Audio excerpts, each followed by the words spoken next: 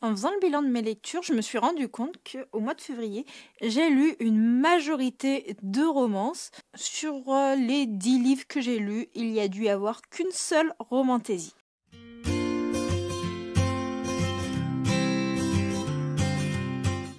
Hello mes petits érudits, c'est Johanna, bienvenue dans ma citadelle, je suis ravie de vous retrouver aujourd'hui dans un petit point lecture, ça faisait longtemps, et je vais vous parler de mes 5 premières lectures du mois de février sur les 10 livres que j'ai pu lire. Il y aura un autre point lecture qui arrivera dans le mois, et j'ai lu majoritairement des livres sous fond romantique, allant de la romance avec de la colocation, de la proximité forcée, de la romance un peu plus historique. Enfin bref, je vais vous parler de tout ça. Je suis désolée si vous faites partie de la team je ne lis quasiment pas de romance. Ce point lecture ne sera pas forcément fait pour vous, mais toutefois pour ceux qui aiment bien les petites vibes romantiques ou pas du tout selon le type de romance, n'hésitez pas à checker les livres suivants. Je commence avec une grosse déception, un livre que je n'ai absolument pas terminé. Je ne pourrai pas vous faire un update lecture complet, j'ai abandonné l'histoire. Il s'agit du Colloque de Jane Sloan, publié chez Eden Éditions. On est ici dans une histoire de colocation, on va y suivre une héroïne qui arrive dans une université et qui par malchance va se retrouver dans un dortoir mixte, et elle qui a peur de la proximité des hommes, elle va devoir faire avec son colocataire qui lui est un petit peu rustre. Voilà, je pourrais plus vous donner les noms des personnages, j'ai complètement oublié leurs prénoms, et l'histoire, je vous avoue qu'elle s'est totalement évaporée de mon cerveau parce que ce livre ne m'a absolument pas plu. Toutefois, je pense que ça pourra convenir quand même à certaines personnes. Je vous rappelle que mon ressenti ne concerne que moi, et c'est pas parce que je n'aime pas un livre que je l'abandonne, qu'il y a des choses qui m'ont chiffonné. Peut-être que les éléments qui me dérangent seront des éléments qui pourront vous plaire. Donc voilà. Petit rappel, c'est strictement personnel. Alors déjà, premièrement, je n'ai absolument pas aimé le style d'écriture.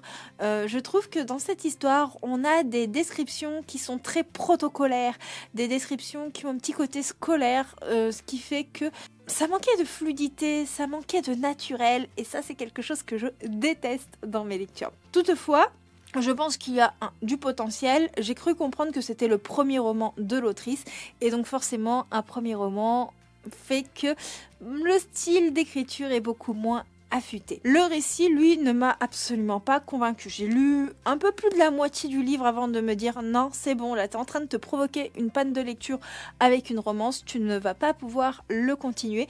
Pourquoi ? Parce que généralement c'est le genre de romance que je lis en une soirée, et là quand je voyais que je le traînais sur la semaine, je me suis dit c'est qu'il y a quelque chose qui va pas quand même.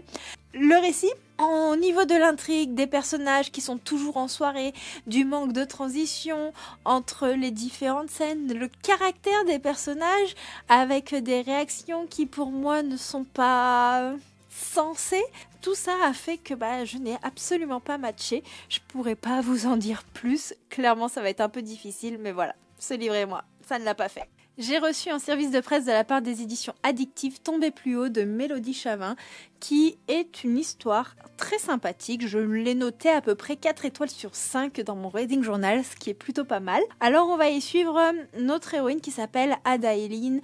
Elle a été élevée par sa grand-mère, et même si son père est toujours en vie et est à la tête d'une grande entreprise, on va dire que le décès de la maman a laissé de lourds séquelles. Donc Adaline a laissé un petit peu de faire sa place, et elle travaille à présent tout en faisant ses études dans l'entreprise de son père, et elle essaie d'avoir un petit peu l'aval de celui-ci.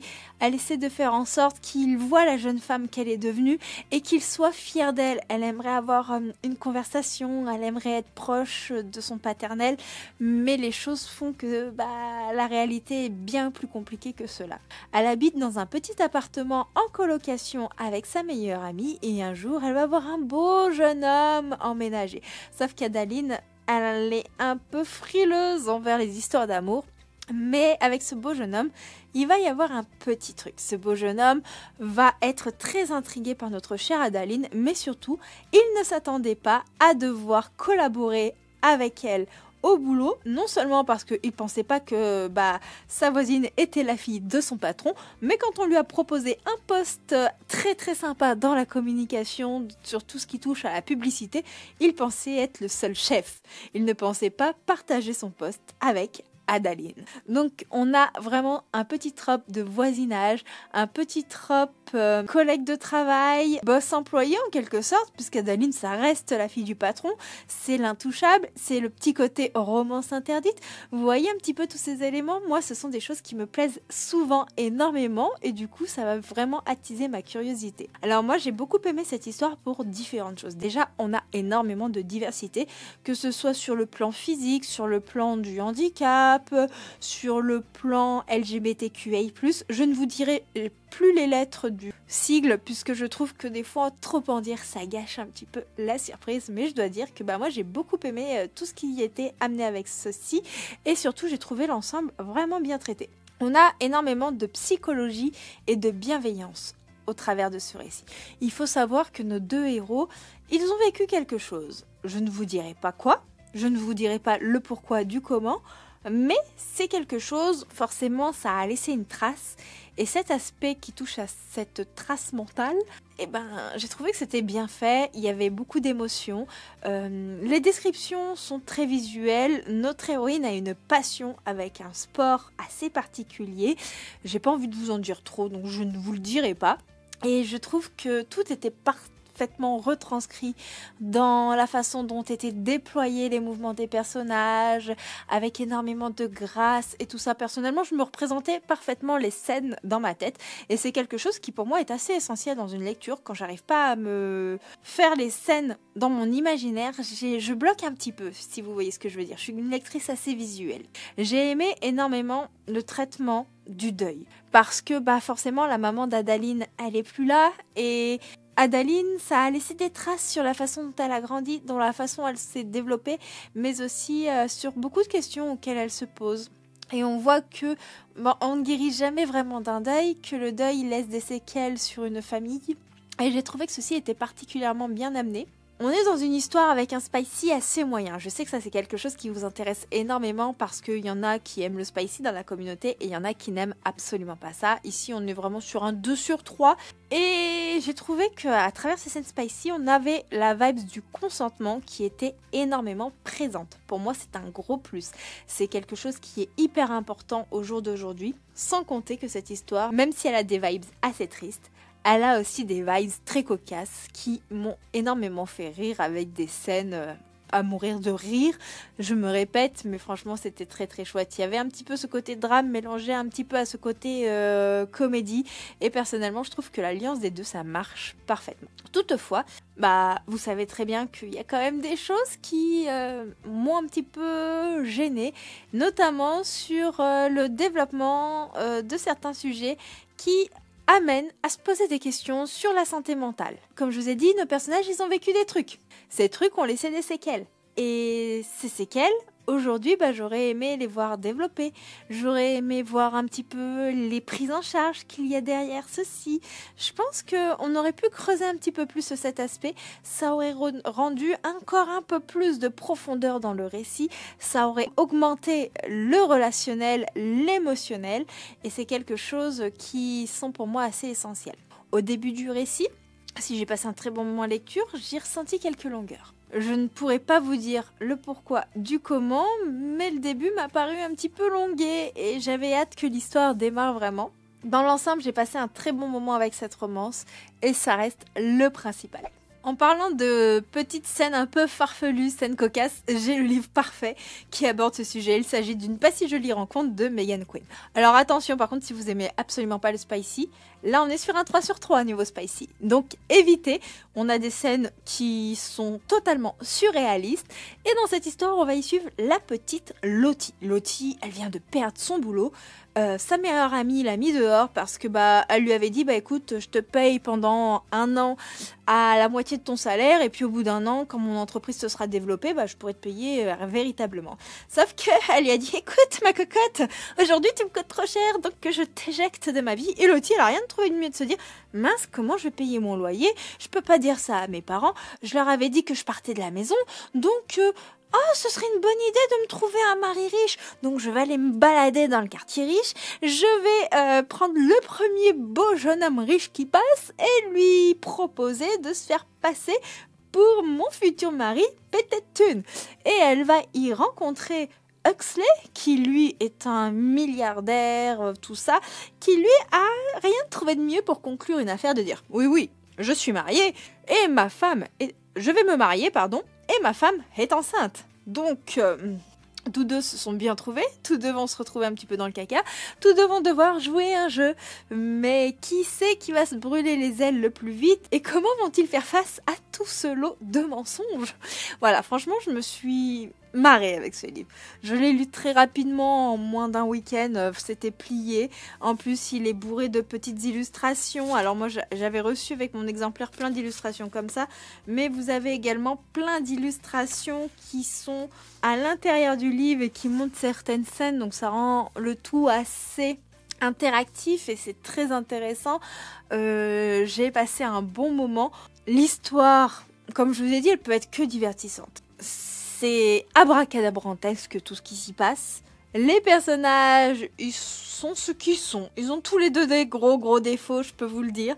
Ils ont tous les deux des actions et réactions et agissements qui vous feront grincer des dents. Mais toutefois, il y a une tension entre eux. Cette tension sexuelle est à son comble, d'où le spicy 3/3.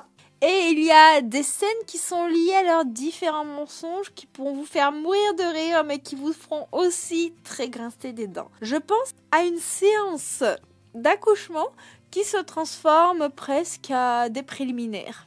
Je n'en dirai pas plus.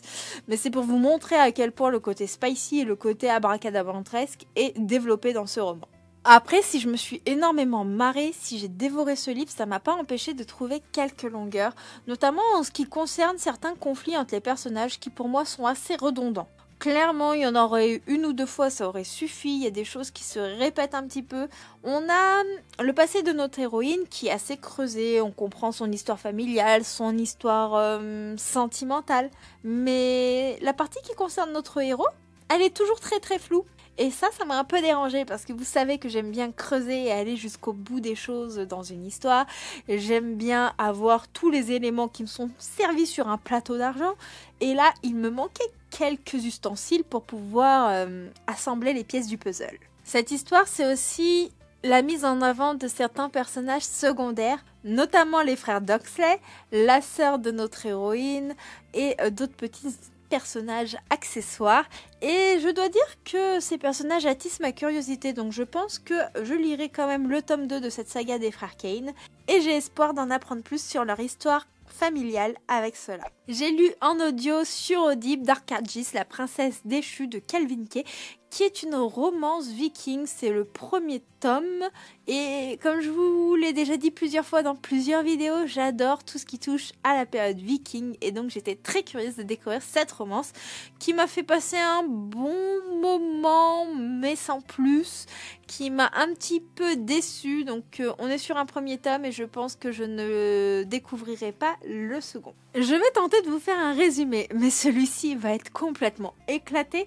étant donné que je n'ai plus trop de souvenirs de l'histoire parce que je n'ai pas trop accroché avec celle-ci, même si j'avais passé un bon moment dans l'ensemble. On est déjà sur un petit spicy, je lui ai mis 1/3 en termes de spicy, donc il y a quelques scènes par-ci par-là, mais c'est pas hyper développé. Alors en gros, je me souviens plus des prénoms des héros, donc vous m'excuserez. Notre héroïne, elle avait flashé sur quelqu'un de son clan et elle demande à son père si c'est possible de se marier avec lui. Sauf que son père, il avait conclu un pacte de mariage avec ailleurs des Vikings. Mais comme sa fille chérie, il l'aime de tout son cœur, il va lui dire oui, marie-toi avec lui, il n'y a pas de souci, ils organisent la cérémonie et la cérémonie tourne au drame parce que ça n'a pas plu aux Vikings avec qui il y avait une alliance que la cérémonie ait lieu. Donc ils vont tuer beaucoup de gens, ils vont la prendre, la capturer et l'emmener chez eux et elle va devoir se faire sa place et bien entendu elle va devoir épouser ce monsieur Viking. Sauf que ce n'est pas tout parce qu'il y a énormément de secrets dans la famille de ce monsieur Viking. Il y a des guerres également tout autour d'eux. Il va falloir qu'il se fasse apprécier d'elle et ce n'est absolument pas gagné étant donné que son cœur était voué à quelqu'un d'autre et qu'elle est désormais loin des siens et elle ne sait pas s'ils sont encore vivants. Je crois que ça paraît clair comme résumé, donc je pense que je pourrais pas vous faire mieux. Ce récit, il a quelques points forts. Je l'ai trouvé assez immersif en audio, avec une narration qui permet totalement de rentrer dans l'histoire, et encore plus parce que le narrateur de l'audiobook, c'est clairement le narrateur qui est celui de la Guilde des Ombres d'Anatrice, et je dois dire que j'ai beaucoup aimé cela, et je pense que si j'ai pas abandonné l'histoire, c'était parce que ce narrateur bonifiait clairement la narration. La romance, elle, je l'ai trouvée assez bien développée. Je me suis un peu attachée au personnage. J'ai passé un très bon moment.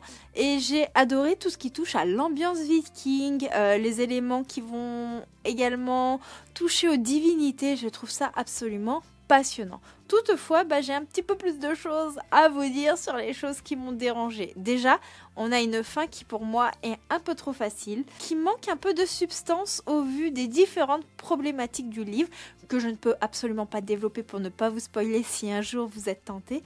Et on a des actions qui vont beaucoup trop vite, des actions et des révélations qui vont s'enchaîner sans aller en profondeur. Et vous savez que moi j'ai besoin d'aller au fond des choses. Comme je vous ai dit pour le livre précédent, j'aime bien qu'on me mette tous les éléments du puzzle devant moi pour que je puisse dans ma tête assembler, me faire ma petite image mentale. Et là, clairement, c'était assez difficile. Et je me dis, heureusement que le narrateur a ce petit quelque chose dans sa façon de relater les histoires écrites pour vous les rendre encore plus vivantes, parce que je pense que sans lui ça m'aurait vite saoulé le style narratif et descriptif, et que lui m'a permis justement de m'aider à me représenter certains décors, certains paysages, certaines batailles, parce que pour moi ça va beaucoup trop vite, il manque quelques descriptions. Peut-être aussi au niveau de la psychologie des personnages, j'aurais aimé qu'on aille plus loin, que ce soit beaucoup plus creusé. En fait, je pense que cette lecture aurait pu être très très bonne, mais j'ai eu un sentiment de trop peu qui a été assez prégnant tout au long du récit. Et comme il me manquait beaucoup de choses sur le contexte, et forcément, ça m'a gênée. Parce que certes, j'aime la romance, mais j'aime qu'autour de cette romance, il y a un contexte avec de la substance. Et là, j'avais l'impression qu'il en manquait un petit peu. Après, comme je vous le dis, c'est un avis qui est totalement et strictement personnel, c'est mon ressenti. Il se peut que vous, ce livre, vous l'ayez adoré, que ce soit un coup de cœur. Et d'ailleurs, si c'est le cas, je suis très heureuse pour vous. Et je souhaite que si un jour vous le lisez, vous le passiez un meilleur moment que moi, parce que ça voudrait dire que vous avez fait une bonne lecture, et ça c'est vraiment très chouette. Et je suis persuadée qu'il y a vraiment des livres pour tout le monde, mais je m'aperçois qu'aujourd'hui je suis de plus en plus difficile en termes de lecture. Je suis de plus en plus titillante dans mes ressentis, que je vous dis, donc ce serait même normal avec le temps qu'il y a plein de livres que j'aime pas que vous aimiez, et clairement je vous le souhaite. On passe à une romance de chez Nisha etc. qui m'a complètement déstabilisée. Il s'agit des mots du secret de Malo Wolf. Alors on va y suivre Rose, une jeune femme qui travaille dans une EHPAD, et elle s'occupe d'une mamie avec qui elle a tissé énormément de liens avec le temps, sauf que celle-ci elle est sur le point de passer l'arme à gauche comme on dit, et donc elle va essayer de respecter les vœux de celle-ci, contacter son petit-fils afin qu'il vienne lui dire au revoir avant qu'elle meure malheureusement. Sauf que le petit-fils, il est atteint d'un handicap, on l'apprend, mais surtout c'est le grand chef d'une entreprise de macarons, et il participe à une émission qui s'appelle Cauchemar en pâtisserie. Celui-ci est assez imbuvable et il va très mal recevoir Rose au téléphone, sauf que s'il paraît un peu bourru, il est très très très affecté par la disparition de sa grand-mère, et quand il va prendre son jet, il va malheureusement arriver beaucoup trop tard. Rose a une lettre à remettre à notre cher Scott concernant la mort de sa mamie. Cette lettre contient une requête qui touche aux ancêtres de Margaret. Si Scott n'est vraiment pas chaud pour mettre en exécution les derniers souhaits de sa grand-mère, Rose était tellement attachée à cette femme qu'elle va décider de le faire pour lui. Sauf que le voyage ne va absolument pas se passer comme prévu et Scott et Rose vont passer plus de temps qu'il n'est prévu ensemble. Voilà un petit peu le résumé. Alors moi j'ai été assez déstabilisée, mais c'est également un grand point fort. On a une double temporalité dans l'histoire. Une temporalité dans le présent et une temporalité où on va être auprès des ancêtres de Margaret. Mais cette temporalité, elle va être assez sombre parce qu'on va être plongé en plein cœur de la Seconde Guerre mondiale et de certaines affres, vous vous doutez, qui sont assez difficiles dues à cette période. On a vraiment un mélange entre la romance contemporaine et la romance historique et je ne m'y attendais absolument pas. Alors, si je m'y attendais absolument pas, j'ai été aussi agréablement surprise parce que ça fait très longtemps que je n'ai pas lu de romance historique, alors que c'est un genre que j'aime beaucoup. Mais attention, quand je vous parle de romance historique, on est sur de la romance historique difficile. Je suis pas trop romance historique style les Bridgerton. Ça reste le genre de série que je regarde, mais absolument pas que j'aimerais lire au quotidien. J'ai trouvé que cette double temporalité, elle amplifiait énormément la mission de nos héros, mais aussi l'émotion. Et si on plonge dans le passé de Margaret, on est auprès de cette jeune femme qui aujourd'hui est morte. Je dis jeune puisqu'à l'époque, elle était très jeune. On est aussi dans le passé de notre héroïne et de notre héros qui ont également vécu des choses difficiles. Donc vous voyez, on a vraiment des vibes avec beaucoup de flashbacks. On a une intrigue familiale dans cette histoire qui est passionnante et qui va être très importante autant dans le présent que le passé et tout a une incidence. Et c'est ça que j'ai aimé. C'est que là, vraiment, au niveau du développement, on est au top du top. Et je dois dire que c'était vraiment passionnant et je me suis laissée prendre. J'ai lu les mots en m'appliquant à n'en louper aucun dans chacune des phrases puisque la plume était très belle, elle était très intense et elle était bien développée pour une romance. Et pourtant le livre, il n'est pas énorme d'après ce que vous pouvez voir à la caméra. On n'est pas sur une pavasse et ça suffit. On est sur un livre de presque 500 pages, il en fait 490. Mais clairement, il n'y a pas de longueur dans cette histoire. Le roman, il est rempli de diversité, toujours avec diverses thématiques, mais je ne les aborderai pas parce que ce seraient des éléments qui, à mes yeux, spoilent ou pourraient gâcher un petit peu le plaisir de la lecture. On a de l'émotion suite aux différentes thématiques, mais en même temps, les sujets abordés qui traitent au deuil, qui traitent à la Seconde Guerre mondiale, à la recherche de la famille, au déboire familial, au handicap, à toutes ces choses-là, on ne peut pas forcément rester insensible. C'est des choses qui sont dures, des choses qui sont aussi réelles, des choses qui ont existé et donc des choses qui font appel aux sentiments. Donc oui, on est sur une lecture qui peut un peu perturber, où vous pouvez être susceptible de poser le livre, souffler, parce que votre imaginaire, il va se faire des images qui sont très difficiles. Et moi personnellement j'adore ça, j'adore les histoires avec des sujets un peu difficiles. Je suis un peu maso, je le sais, j'aime me faire souffrir dans mes lectures, mais c'est quelque chose qui me plaît. Voilà, tout simplement. J'aime bien les lectures qui font appel à mon émotion et souvent c'est les romances ou les fantaisies qui sont très sombres qui font appel à celles-ci. Si vous n'êtes pas trop fan de romance, sachez que dans cette histoire, la romance, c'est pas vraiment le sujet principal en fait. Elle est très présente, mais le contexte et la requête de la grand-mère l'est encore plus. Et ça, c'est vraiment très très chouette, mais c'est aussi quelque chose que j'ai un peu moins aimé dans le sens où j'aurais aimé que la romance entre nos héros soit un peu plus développée. Mais ça, c'est vraiment pour titiller, puisque en soi, j'ai passé un très bon moment. Et même si le côté du mélange contemporain et romance peut déstabiliser, finalement, moi, ça a été une bonne chose. Alors, je sais que ça peut en déranger certains, mais pour moi, c'était positif. C'est une romance qui est à mes yeux surprenante, qui change des romances qu'on a l'habitude de voir partout, et rien que pour cela, je ne peux que vous la conseiller. Voilà, ce sera tout pour ce point lecture, j'espère qu'il vous aura plu. En tout cas, moi j'ai été ravie de vous le tourner et de vous parler des lectures qui m'ont accompagnée pendant une partie du mois de février. Le prochain point lecture arrivera bientôt et j'espère qu'il vous plaira. J'espère que celui-ci vous aura plu. N'hésitez pas à me dire s'il y a un des livres qui vous tente ou si vous en avez déjà lu un que j'ai mentionné dans cette vidéo, ce que vous en avez pensé. Je suis toujours curieuse de connaître votre ressenti. Et si vous êtes arrivé jusque-là, n'hésitez pas à mettre en commentaire des sabliers parce que les mots du secret ont un lien vraiment avec le temps. Donc ça me fait penser aux sabliers. Mettez des petits emojis sabliers. Je vous fais plein de bisous. Je vous souhaite de très belles lectures et on se retrouve très bientôt. Ciao, ciao!